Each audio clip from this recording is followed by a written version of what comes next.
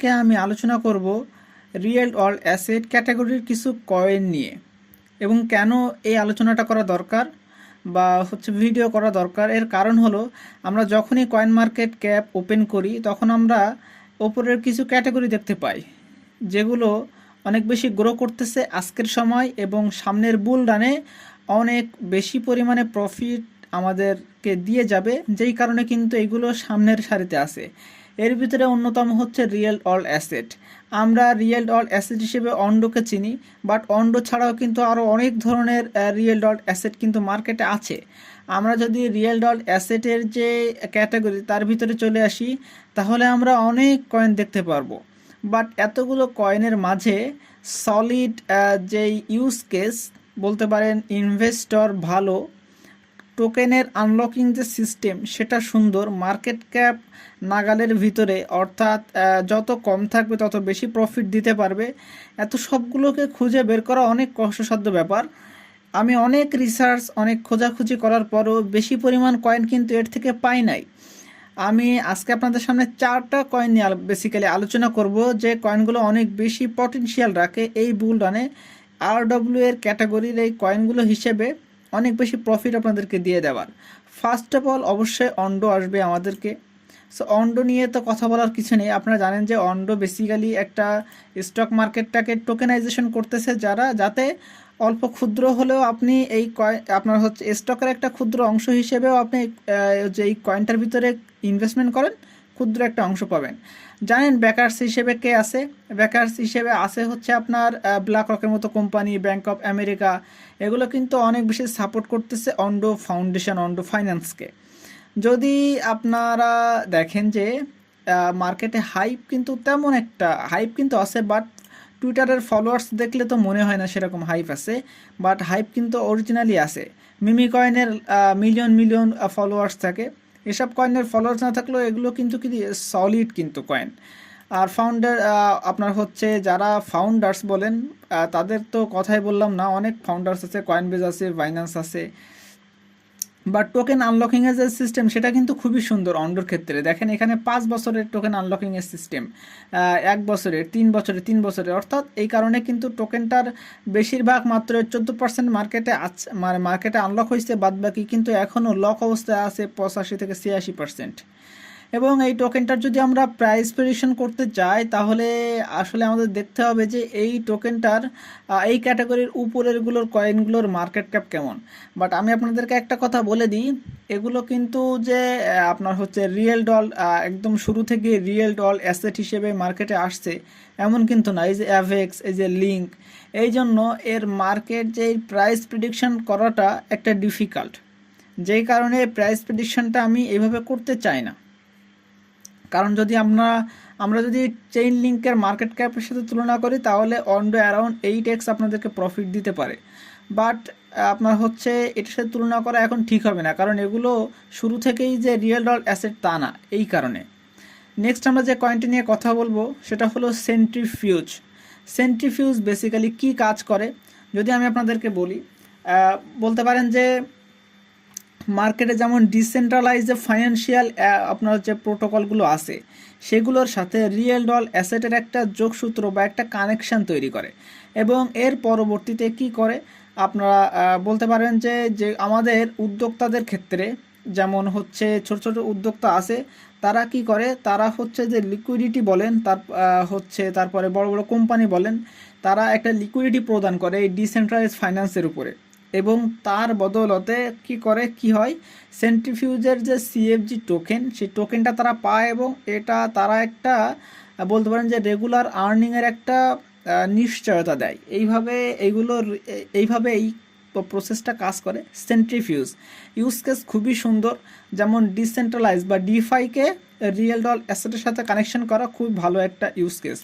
আর যদি আমরা এর পরবর্তী কথা বলি, যারা ক্ষুদ্র এবং মিড যে উদ্যোক্তাগুলো আছে তাদের কাছে কি থাকে, আপনার ইনভেস্টমেন্ট করার জন্য ক্যাপিটাল থাকে লো, তো তাদের ক্ষেত্রে লোয়ার এই যে কস্ট, সেই কস্টের উপরে তারা কাজ করতেছে, তারপরে লিকুইডিটি যে অ্যাক্সেস সেটার উপরে কাজ করতেছে, যেটা থেকে বেসিক্যালি আয় হবে, ইনকাম জেনারেট হবে, ট্রান্সপারেন্সির উপরে কাজ করতেছে যাতে স্বচ্ছতা থাকে, তারপরে তারা সিকিউরিটির উপরে কাজ করতেছে এবং ডাইভার্সিফিকেশনের উপরে কাজ করতেছে, যেটাতে আপনার যে অ্যাসেটগুলো আছে এটা যাতে লং টার্মের উপরে যে ভ্যালুয়েবল থাকে তার জন্য কাজ করতেছে, অর্থাৎ ভালো একটা ইউজ কেস আছে।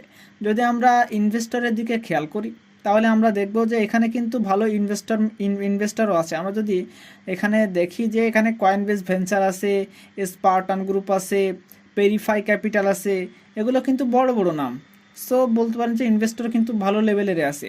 যদি আমরা এখন এই কয়েনটার টোকেন আনলকিংয়ের বিষয়টা দেখি তাহলে এখানে দেখতে পাচ্ছেন যে তারা কিন্তু এখানে সব থেকে বড় যে বিষয় সেটা হচ্ছে আনট্রাক্টেড কত পার্সেন্ট আছে, প্রায় 29% মতো আনট্রাক্টেড আছে। বাট এটা এই জন্য এই কয়েনটার একটা আপনার হচ্ছে খারাপ দিক, বাট বলতে পারেন যে সেটা কমিউনিটি কিভাবে রাখছে সেটা যদি আমরা দেখি তাহলে দেখতে পাচ্ছেন যে তাদের যে ইকোসিস্টেমের জন্য রাখছে কত, প্রায় 22%-এর মতো, এবং কমিউনিটি গ্রান্টের জন্য রাখছে 7%। তো এই আনট্রাক্টেড অবস্থায় কিন্তু না রাখলে এই কয়েনটা কিন্তু ওভারঅল সব দিক থেকে ভালো হতো। তারপরেও কিন্তু ওভারঅল ইউজ কেস দেখতে গেলে রিয়েল ডট অ্যাসেট হিসেবে এই কয়েনটা কিন্তু অনেক ভালো। আর যদি সেটা টোটাল সাপ্লাই যদি দেখেন, এটা কিন্তু ম্যাক্সিমাম সাপ্লাই নেই, অর্থাৎ আনলিমিটেড, অর্থাৎ তারা যখন চায় তখন কিন্তু কয়েন বানাতে পারে মাইনিং করে।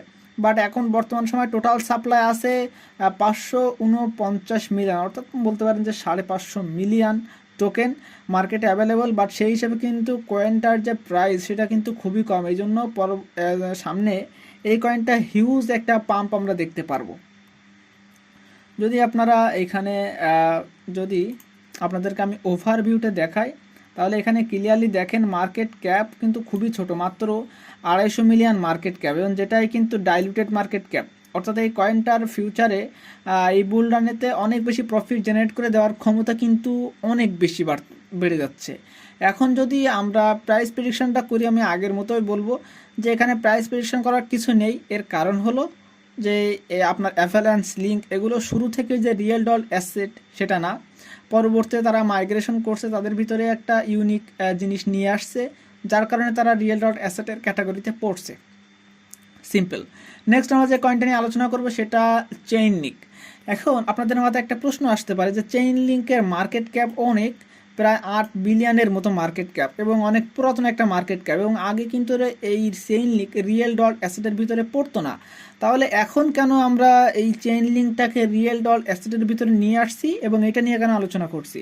বিকজ আপনারা যদি দেখেন যে যেগুলো পুরাতন কয়েন এগুলোর ভিতরে মানুষের একটা বিশ্বস্ততা আছে, এবং এই কয়েন যত পুরাতন হবে তত মানুষের ভিতরে বিশ্বস্ত থাকবেই, এবং এরা নতুন নতুন কি করে নিজেদের ভিতরে পরিবর্তন আনে, নিজেদের ভিতরে নতুন একটা অ্যাডপশনের একটা জিনিস নিয়ে আসে, যাতে অন্যান্য মানুষ, অন্যান্য কোম্পানি, বড় বড় কোম্পানি তারা তাদের এই হচ্ছে অ্যাডপশনটাকে গ্রহণ করে, তাদের যে নতুন প্রযুক্তি সেটাকে গ্রহণ করে।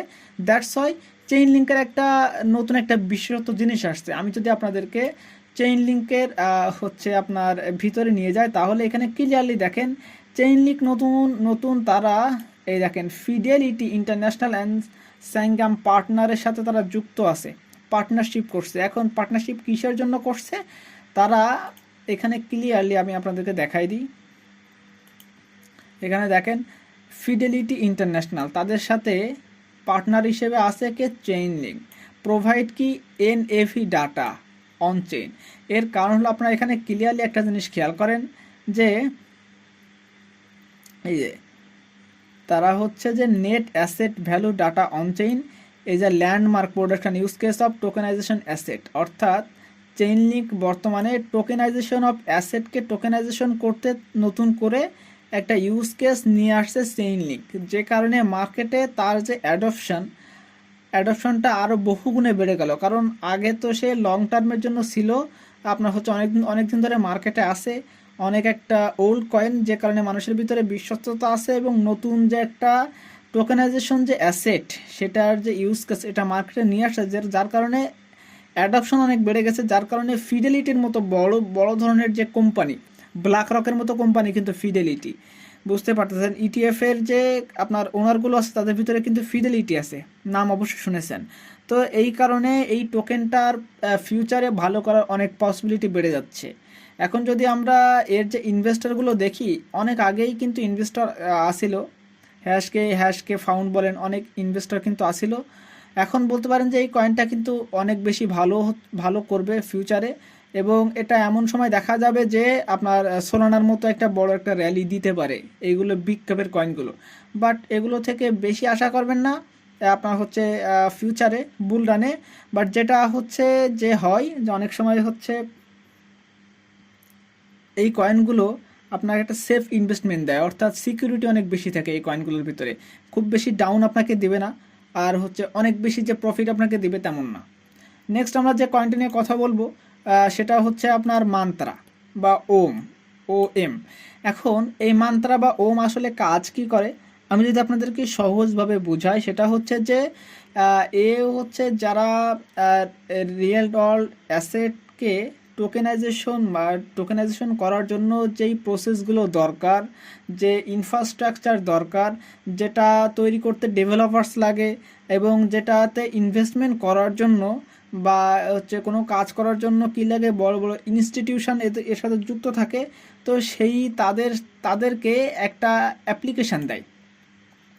ধরেন কোনো কাজ করতে গেলে অ্যাপ্লিকেশন লাগবে, এখন ওই অ্যাপ্লিকেশনটা তারা অনুমতি দেয় এই মান্ত্রা, যে টোকেনাইজেশন প্রসেসটা করার জন্য অনুমতি দেয়। এবং তাদের একটা এই মান্ত্রার কিন্তু নিজস্ব এমন একটা ব্লক চেন আছে, যে ব্লক চেনের ভিতরে ওই যে অ্যাপটাকে অনুমতি দেয়, যে একদম বলতে পারেন যে কোনো অনুমতি ছাড়া যখন তখন এই তার এই ব্লক চেন, মান্ত্রার যে ব্লক চেন সেটা ব্যবহার করতে পারবে। বাট আগে ওই হচ্ছে যেই ওই অ্যাপ্লিকেশানটাকে আগে অনুমতি নিতে হবে মান্ত্রার কাছ থেকে।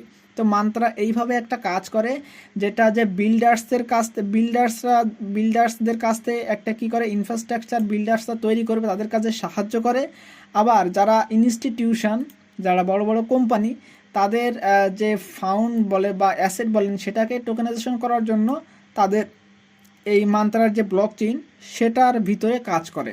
সো ইউজ কেস একদম পরিষ্কার। রিয়েল ওয়ার্ল্ড অ্যাসেটের ভালো একটা, আমি এই যে 4টা কয়েন নিয়েছি, এই 4টা কয়েনের ইউনিক কিছু ইউজ কেস আছে, যার কারণে নিয়েছি, এবং অনেকগুলো কয়েন থেকে কিন্তু বাছাইকৃতভাবে এই 4টা টোকেন আমি নিয়েছি।